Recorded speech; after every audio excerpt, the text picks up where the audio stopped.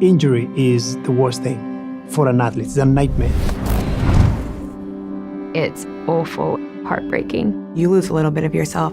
I feel like something is missing. It's an emotional drain on the body as well.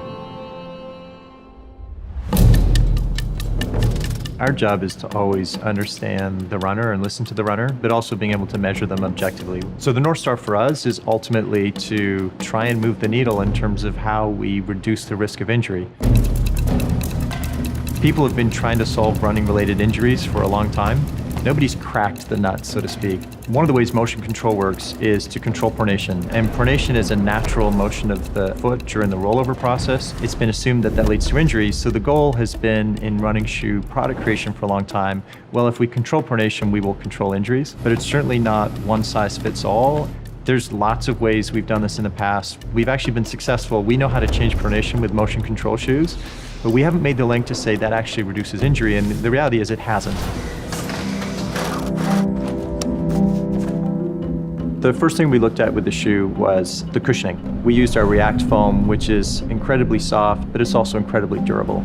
To make the shoe more stable, we had to look at the width of the shoe, look at how wide we could go. The last thing we looked at on the midsole is the rocker, or the rollover point on a midsole, we call it. You want a shoe that has incredibly smooth transition or ride. So once you feel that you've designed and built a shoe that meets the requirements we were looking for, the next step is to put it through paces with real runners and see if we're actually changing injuries. And to do that, we partnered with Dr. Michael Ryan at the British Columbia Sport Medicine Research Foundation. This is the largest prospective running injury study that we've ever done.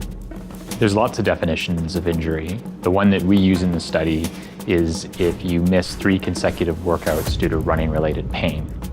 Over a 12-week period, we tested 226 runners, half in the Nike React Infinity Run and half in the Nike Structure 22, to see whether there was a difference in injury rates and pain perception between these shoes.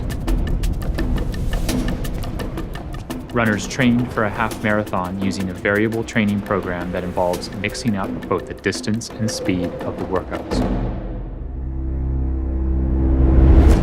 The result that was incredible for all of us was that the runners, both males and females who ran in the Infinity shoe, sustained 52% fewer injuries than the same cohort that ran in the Structure. It clearly shows that we are on the right track, and it's a great first step on our journey to that North Star of no runner should get injured. If I didn't have to worry about injury, I would just run for miles and miles and miles. A world without injury is the world where you can achieve success. Crossing the finish line healthy is just so incredible. At the end of the day, we're always trying to make athletes better, and part of being better is not being hurt.